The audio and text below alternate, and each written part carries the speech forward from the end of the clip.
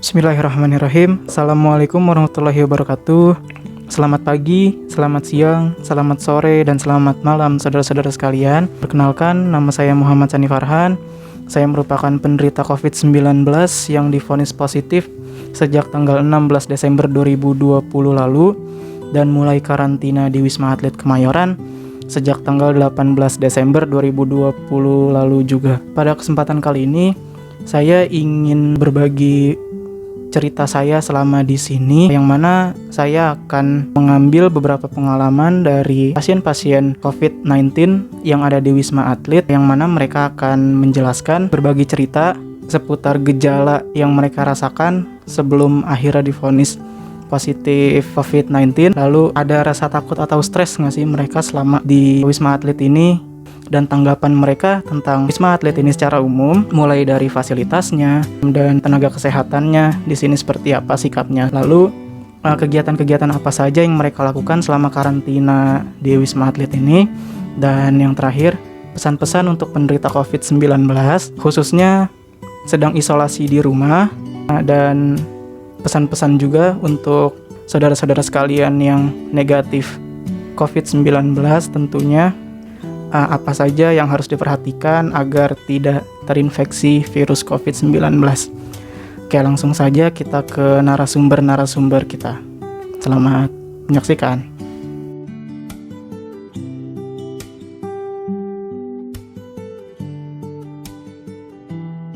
Andara, 39 tahun. Nama lengkap saya Rustiani, panggilannya Ocoy. Cukup dikenal di Cipinang Besar Utara, nama Ocoy kan. Umur 56 tahun. Gejalanya tuh demam, terus agak batuk.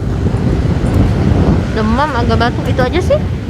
Sempat hilang penciuman, sempat hilang perasa, tapi itu nggak berlangsung lama. Kalau saya tuh kayaknya 2 hari aja, habis itu kembali pulih. Nggak ada, kita nggak punya gejala. Cuman karena ada salah satu orang teman yang positif, karena kita bergabung sama dia, jadi kita disuruh swab, itu aja. Kalau buat gejala mah nggak ada. Kalau takut, stres nggak ada ya, karena sebelumnya kan kita udah searching kan, udah googling tentang Wisma Atlet, bagaimana kondisi di sini, apa yang pasien di sini lakukan, kita udah lihat-lihat gitu, jadi nggak takut sih. Nggak pernah, nggak enjoy aja gue, enak aja iya. Kalau dari tenaga medis ke saya dan keluarga sejauh ini baik ya, karena kita kan nggak diambil tindakan macam-macam. Datang ketemu dokter, kasih tahu keluhan, terus dikasih obat, udah. Selanjutnya kan setiap hari kita tensi, itu pun karena kemauan kita kan, bukan karena suruhan dari tenaga medis. Kalau fasilitas di dalamnya sih oke. Artinya kita dilayani dengan baik, jadi kita nyaman seperti berada di rumah sendiri. Kalau saya, kami 8 orang, satu keluarga, semua positif. Di sini fasilitasnya enak ya, nyaman. Kita juga di sini cukup betah sih. Cuman ya makanannya aja yang kurang itu. Kalau kita kan pengennya pedes-pedes ya. Kalau rumah sakit ya boleh. Cuman kalau di sini ya petugasnya baik-baik semua, selalu merhatiin pasiennya satu-satu. Kita kan dibikin grup. Jadi kalau misalnya kita mau minum obat, apa ada snack, kita dipanggil dari melalui WA gitu, melalui grup, itu aja. Enak sih, ramah-ramah semuanya, baik-baik semuanya, enak. Ya, pagi sore jogging, jemur, seperti di rumah, ibadah, makan, tidur. Cuma yang membedakan di sini tuh kita nggak tahu dunia luar, itu aja. Jadi seputaran sini aja. Selama 6 hari saya di sini, kegiatan saya kalau pagi ya lari jalan keliling gedung, terus berjemur di situ tuh tempat panas. Nah terus kita juga ikut senam setiap jam 9.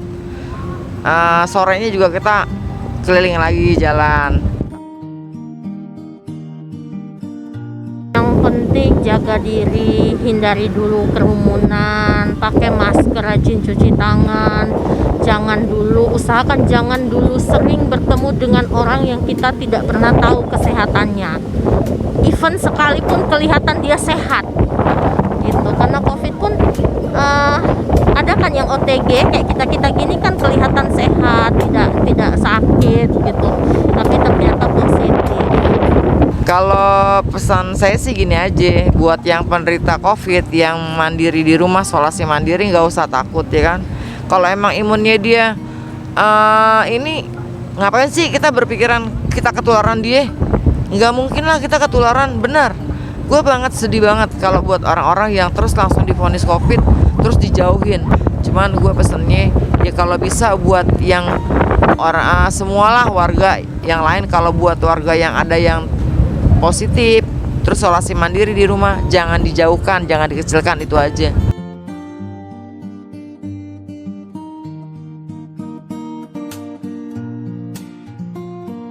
Bismillahirrahmanirrahim. Assalamualaikum warahmatullahi wabarakatuh.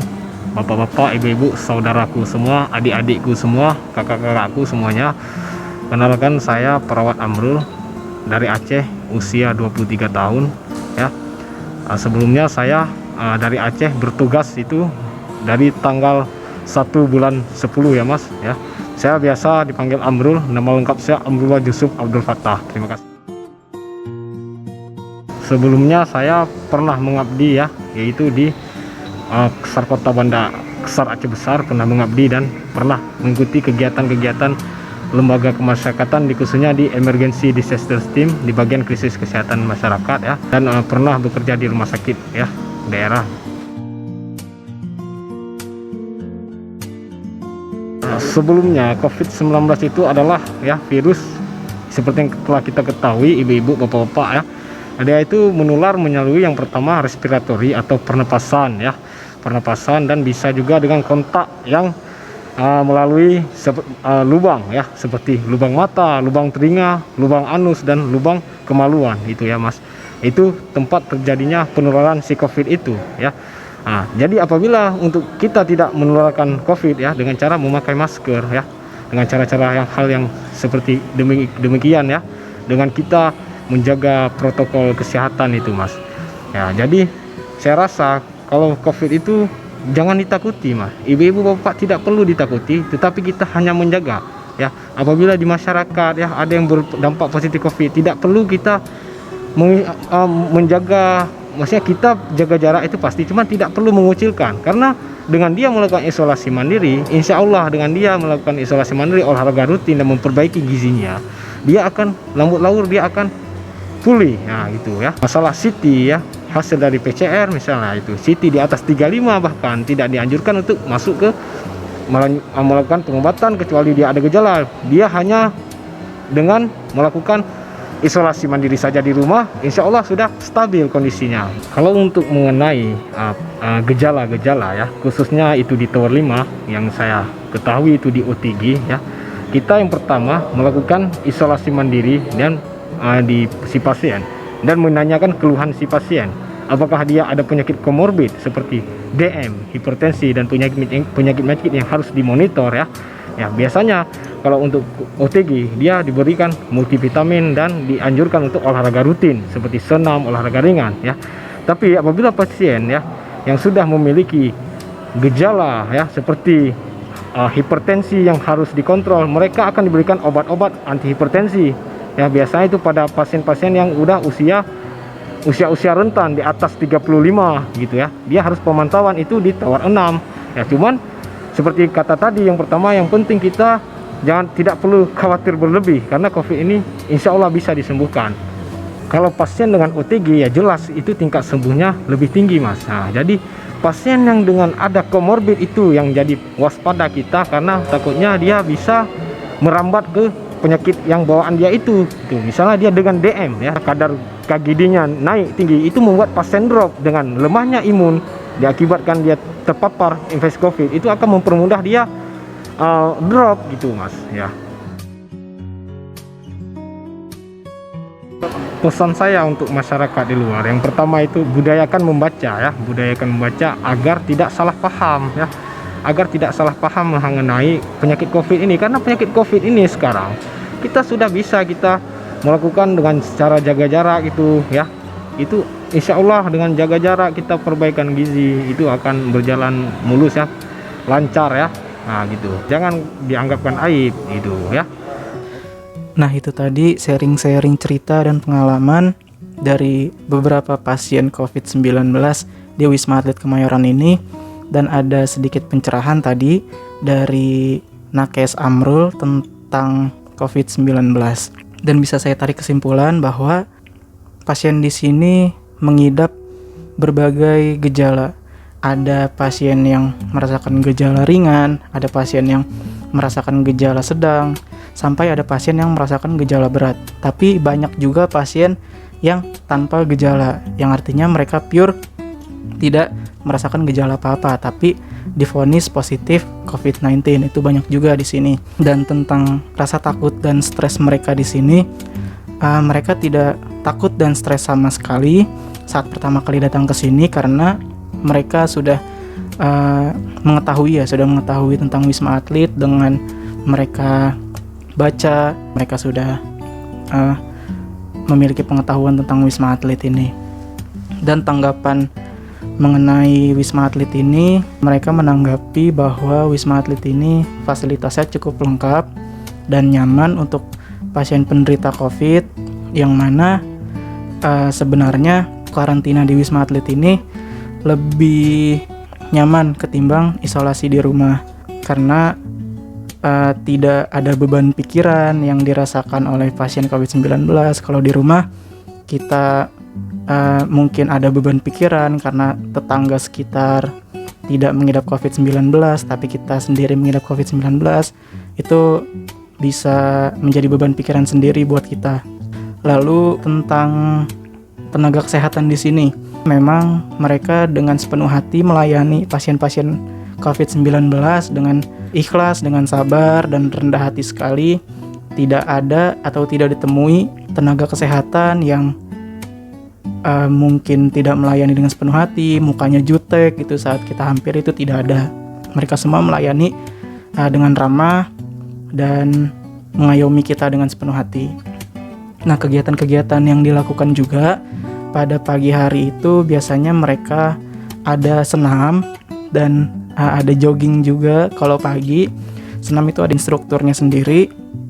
Lalu ada juga yang bermain bola, ada yang bermain voli, ada yang berjemur juga tentunya. Lalu pesan-pesan untuk penderita COVID di luar sana, tetap sabar, tetap patuhi aturan yang sudah diterapkan pemerintah.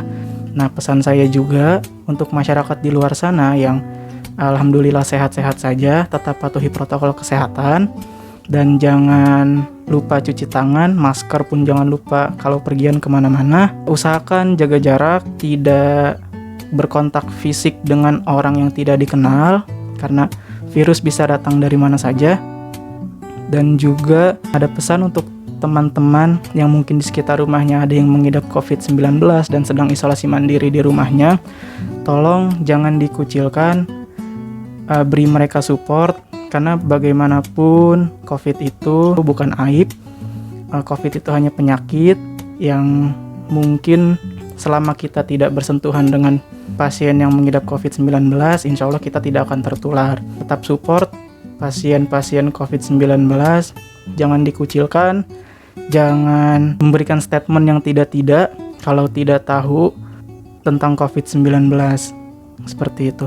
Sekali lagi, video ini saya buat hanya untuk pengetahuan kita semua, tidak ada niat untuk mengajarkan, karena saya juga tidak memiliki ilmu yang cukup dibandingkan dengan saudara-saudara sekalian. Saya hanya berbagi pengalaman dan berbagi cerita selama saya karantina di Wisma Atlet. Oke, itu tadi sedikit sharing-sharing saya selama karantina di Wisma Atlet. Semoga video yang saya buat bisa diterima manfaatnya. Jika ada perkataan saya yang kurang baik, mohon dimaafkan. Ambil baik-baiknya saja, kurang lebih mohon maaf. Assalamualaikum warahmatullahi wabarakatuh.